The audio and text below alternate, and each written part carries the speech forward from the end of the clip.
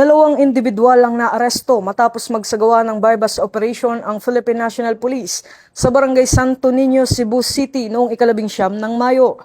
Sa operasyon na pinangunahan ng CIDG Mandaue City Field Unit, CIDG Regional Field Unit 7 at RIU 7, nasabat ang humigit kumulang 207 assorted laptops na may tinatayang halagang 5.3 milyong piso.